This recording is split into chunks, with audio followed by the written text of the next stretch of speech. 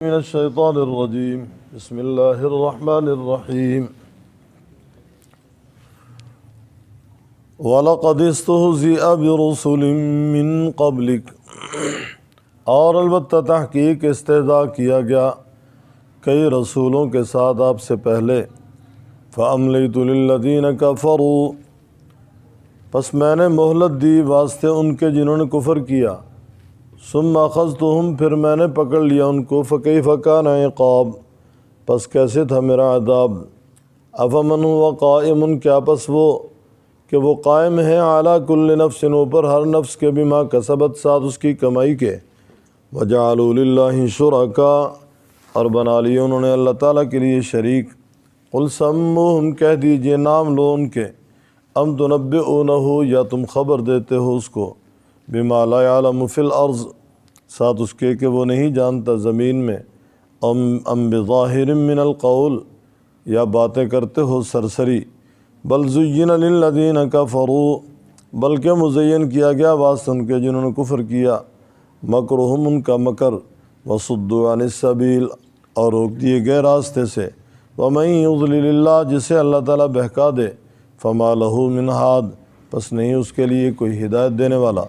لہم عذاب فی الحیات الدنیا، واسطے ان کا عذاب ہے، لہم عذاب فی الحیات الدنیا، واسطے ان کا عذاب ہے دنیا کی زندگی میں۔ ولعذاب الآخرۃ اشق، اور البتہ عذاب آخرت کا زیادہ سخت ہے۔ وما لہم من اللہ من واق، نہیں واسطے ان کے اللہ تعالیٰ کی طرف سے کوئی بچانے والا۔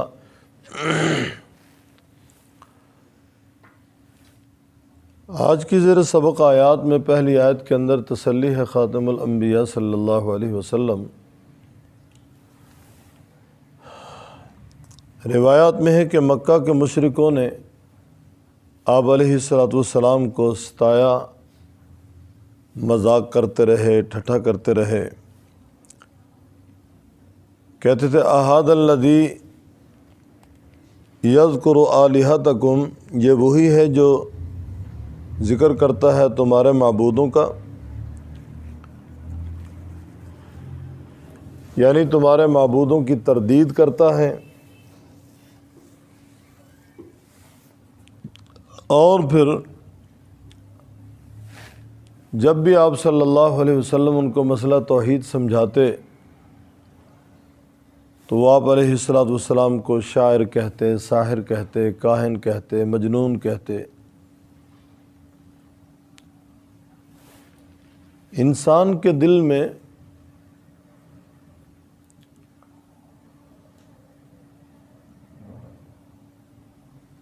اللہ رب العزت نے فطرتی طور پہ اپنی محبت رکھی ہے، البتہ جو اپنی فطرت کو بدلنے کی کوشش کرتے ہیں یا بدل دیتے ہیں یا فطرت کے خلاف چلنے کا عزم کر لیتے ہیں تو پھر سوچ کے سارے راستے بند ہو جاتے ہیں، پھر حق کی سوچ نہیں رہتی، پھر ہر وقت باطل ہی باطل ان کے اوپر منڈلاتا ہے اور باطل کی سوچیں ان پہ غالب رہتی ہیں۔ امام الانبیاء صلی اللہ علیہ وسلم نے اللہ تعالیٰ کا پیغام مکہ والوں کو جب دیا تو مکہ والوں نے کسر نہیں چھوڑی آپ کو تنگ کرنے میں۔ اب روایات میں کہ حج 9 ہجری میں فرض ہوا ہے، آپ علیہ السلام 9 ہجری میں فرض حج ادا نہیں کر سکے۔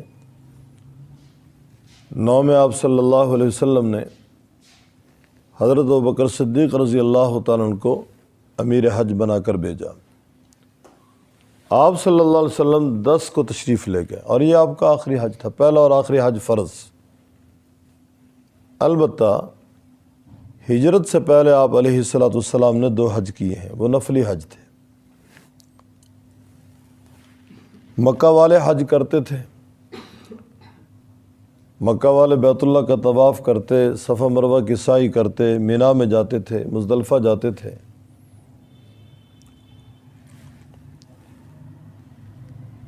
عرفات میں بھی جاتے تھے، لیکن خاص کچھ قریشی عرفات نہیں پہنچتے تھے، مزدلفہ ہی سے واپسی کر لیتے تھے۔ آپ علیہ الصلوۃ والسلام مینا میں تشریف لے گئے، عرفات میں تشریف لے گئے، موقع غنیمت جانا کہ لوگوں سے ملاقات ہوگی، میں اللہ کا پیغام ان تک پہنچاؤں گا۔ آپ صلی اللہ علیہ وسلم اللہ تعالیٰ کی ذات کا تعارف کرواتے، ادھر سے ابو جہل آ جاتا، وہ تردید کر دیتا، ابو لہب آ جاتا، وہ تردید کر دیتا۔ انہوں نے باریاں بھی مقرر کی ہوئی تھیں، جگہ بھی انہوں نے تقسیم کی ہوئی تھی۔ ابو لہب نے عرفات اپنے ذمے لے رکھا تھا، ابو جہل نے مینا اپنے ذمے لے رکھا تھا۔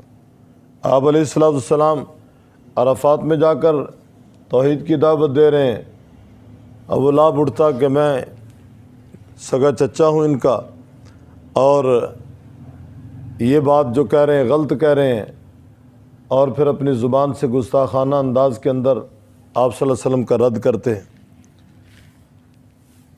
اسی طرح آپ مینا میں جب اللہ تعالیٰ کی ذات کا تعارف کرواتے، توحید بیان کرتے، ابو جہل کھڑا ہو جاتا۔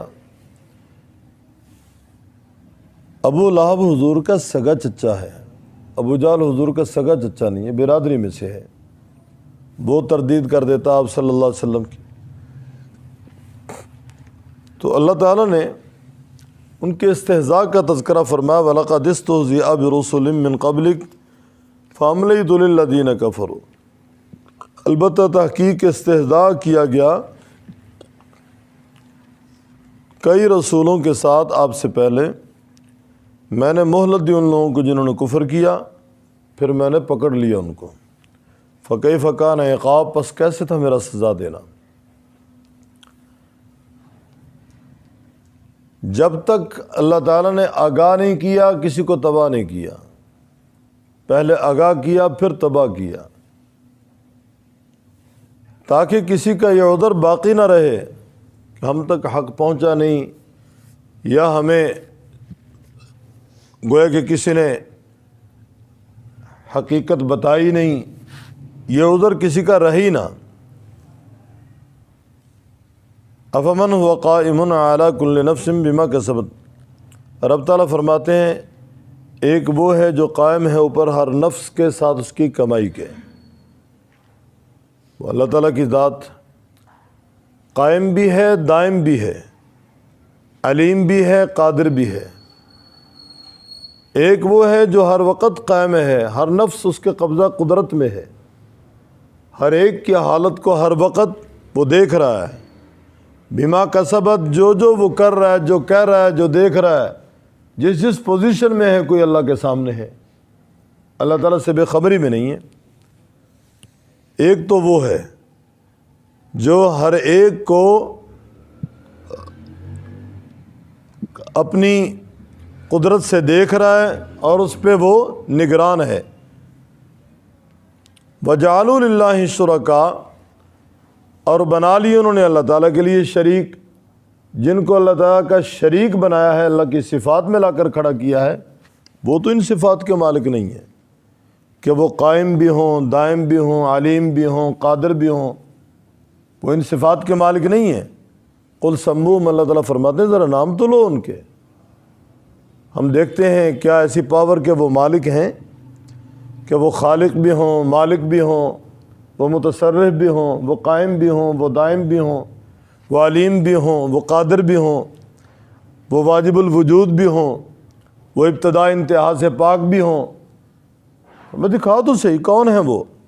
قل سموہم ام تنبئونہ بما لا یعلم، یا تم اللہ تعالیٰ کو بتلا رہے ہو کہ اللہ کو علم نہیں ہے، اللہ تعالیٰ کو خبر نہیں ہے، تم بتلا رہے ہو، یا پھر اوپری باتیں کرتے ہو محبت میں آ کے۔ ام بظاہر من القول بل زین للذین کفروا، بلکہ مزین کیا گیا ان لوگوں کے لیے جنہوں نے کفر کیا، ان کا مکر۔ وصدوا عن السبیل، وہ روک دیے گئے راستے سے۔ فرمایا جسے اللہ بہکا دے فما لہ من ہاد، اس کے لیے کوئی ہادی نہیں ہے، اس کو رہنمائی دینے والا کوئی نہیں ہے، اس کی رہنمائی کرنے والا کوئی نہیں ہے۔ وَجَعَلُوا لِلَّهِ شُرَكَاءَ، اللہ تعالیٰ کی ذات میں، صفات میں یا افعال میں کسی کو لا کر کھڑا کرنا یہ شرک جلی ہے۔ اور بہت سارے لوگ نادانی سے ایسا جملہ زبان سے کہہ دیتے ہیں کہ وہ سمجھتے ہیں کہ ہم ٹھیک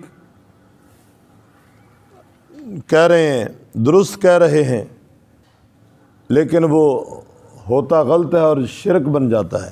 مثال کے طور پہ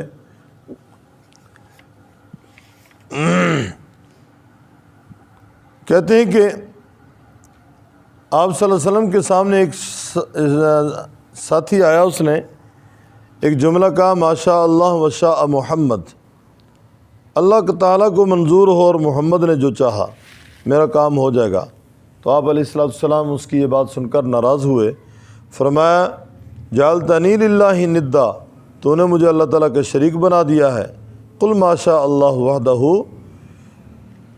بلکہ کہو جو اللہ چاہے، اور وہ اکیلا ہی مشیت رکھتا ہے، اس کے ساتھ کسی اور کی ایسی مشیت نہیں ہے۔ یہ اختیار صرف اور صرف اللہ تبارک و تعالیٰ کے پاس ہے کہ اللہ جو چاہے۔ اللہ تعالیٰ کے ساتھ مخلوق کو جب تم کھڑا کرو گے ذات میں، یہ صفات میں، وہ شرک بن جائے گا۔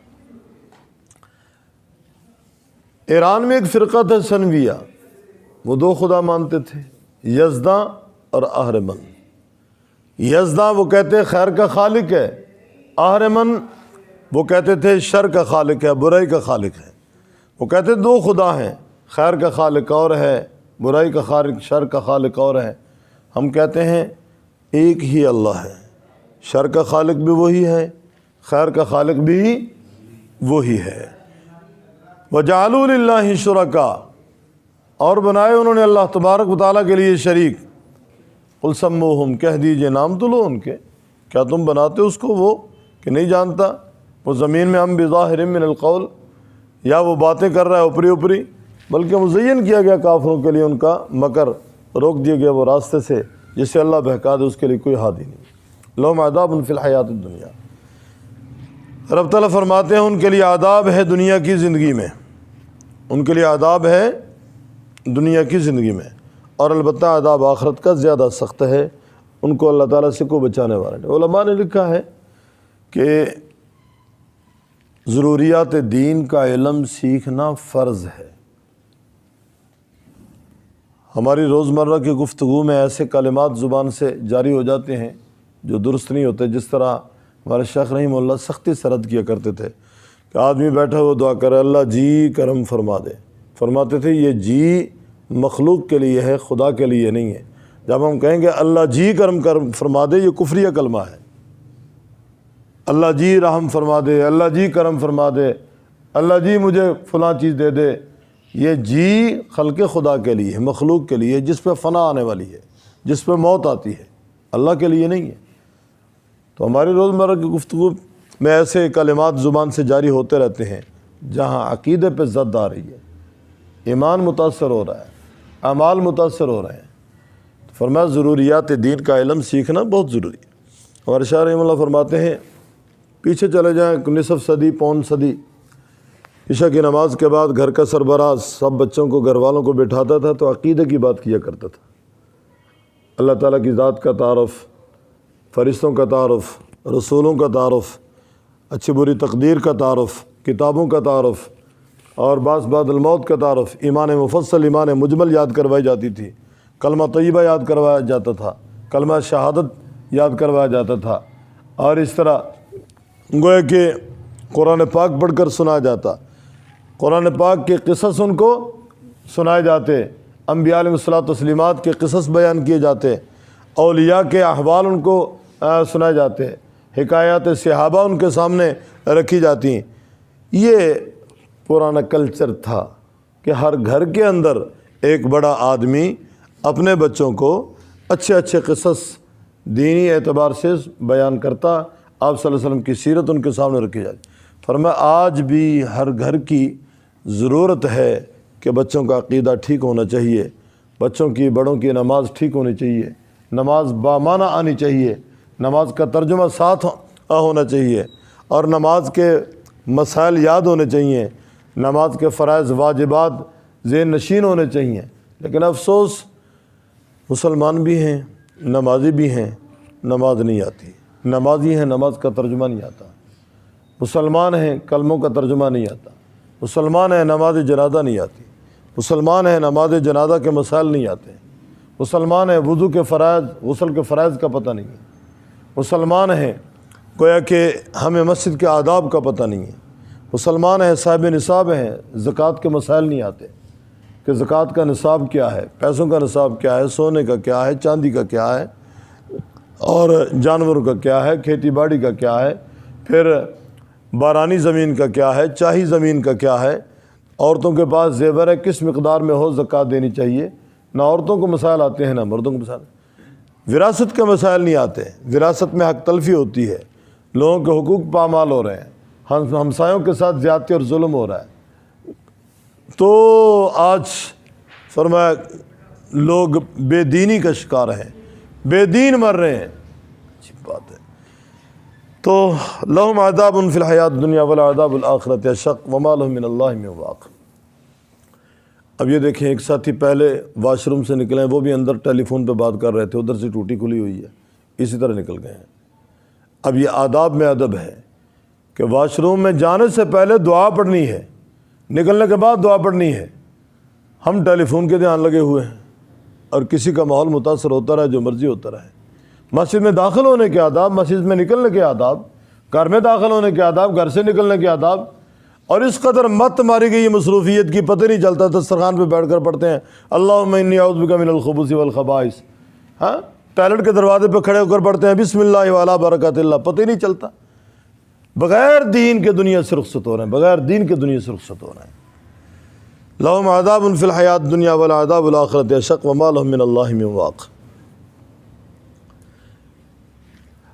جمعے میں بھی عرض کر دیتا ہوں، آج بھی کہتا ہوں، ہر گھر کے ٹیبل کی زینت بہشتی زیور فضائل اعمال ضرور ہونا چاہیے۔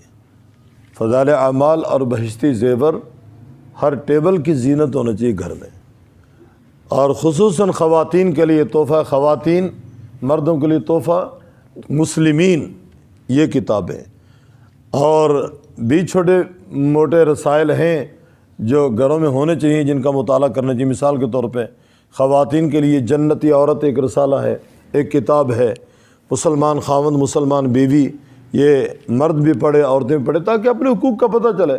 آج گھروں میں لڑائیاں کیوں ہیں؟ میاں بیوی کے درمیان ناچاکی کیوں ہے؟ میاں بیوی کے درمیان جدائی کیوں ہو رہی ہے؟ 2 سال نہیں ہوتے، 2 سال تو بہت دور کے بعد 2 مہینے نہیں ہوتے اور طلاق تک نوبت پہنچ رہی ہے، کیوں؟ ایک دوسرے کی ذمہ داری کا احساس ہی نہیں، ایک دوسرے کو دل سے قبول ہی نہیں کیا، نظریں ہماری کہیں اور ہیں، خیالات کہیں ہمارے اور منڈلا رہے ہیں، سننے میں خیر کی بات ہے ہی نہیں ہے کانوں سے، ہر وقت ہم غلط ملط سنتے رہتے ہیں، گھر برباد نہیں ہوگا تو اور کیا ہوگا؟ وہ شرافت کا زمانہ آج کہاں ڈھونڈیں گے؟ تو بھائی دین کی ضرورت ہے، بغیر دین کا مرنا کوئی کمال نہیں ہے، دین دار ہو کر مرنا، ایمان کی حالت میں دنیا سے رخصت ہونا، تاکہ کل ندامت نہ ہو، پشیمانی نہ ہو، اللہ تعالیٰ کے ہاں ہم پیش ہوں تو دین ہمارے پاس ہو، اسلام ہمارے پاس ہو، ایمان ہمارے پاس ہو۔ وَلَقَدِ اسْتُهْزِئَ بِرُسُلٍ، اور البتہ تحقیق استہزاء کیا گیا 7 رسولوں کے، من قبل کا، اب سے پہلے، فَأَمْلَيْتُ لِلَّذِينَ كَفَرُوا، میں نے مہلت دی واسطے ان کے جنہوں نے کفر کیا، ثُمَّ أَخَذْتُهُمْ، پھر میں نے پکڑا ان کو، فَكَيْفَ كَانَ عِقَابِ، پس کیسے تھا میرا سزا دینا، أَفَمَنْ هُوَ قَائِمٌ، کیا پس وہ کہ وہ قائم ہے، عَلَى كُلِّ نَفْسٍ، اوپر ہر نفس کے، بما کسبت، ساتھ اس کے جو اس نے کمایا، وَجَعَلُوا لِلَّهِ شُرَكَاءَ، بنا لیے انہوں نے اللہ تعالیٰ کے لیے شریک، قُلْ سَمُّوهُمْ، کہہ دیجئے نام لو ان کے، ثم أَمْ تُنَبِّئُونَهُ، کیا تم خبر دیتے اس کو، بما لا يعلم، اس کی کہ وہ نہیں جانتا، فی الارض، زمین میں، أَمْ بِظَاهِرٍ مِّنَ الْقَوْلِ، یا وہ باتیں کرتے ہیں اوپری سرسری، بل زُيِّنَ لِلَّذِينَ كَفَرُوا، بلکہ مزین کیا گیا واسطے کافروں کے، مکرہم، ان کا مکر، وَصُدُّوا عَنِ السَّبِيلِ، روک دیے گئے راستے سے، وَمَن يُضْلِلِ اللَّهُ، جسے اللہ بہکا دے، فَمَا لَهُ مِنْ هَادٍ، پس نہیں اس کے لیے کوئی ہادی، لَهُمْ عَذَابٌ فِي الْحَيَاةِ الدُّنْيَا، بس ان کا عذاب ہے دنیا کی زندگی میں، وَلَعَذَابُ الْآخِرَةِ، اور البتہ عذاب آخرت کا شق زیادہ سخت ہے، وَمَا لَهُم مِّنَ اللَّهِ مِن وَاقٍ، نہیں بس ان کے اللہ تعالیٰ کی طرف سے کوئی بچانے والا۔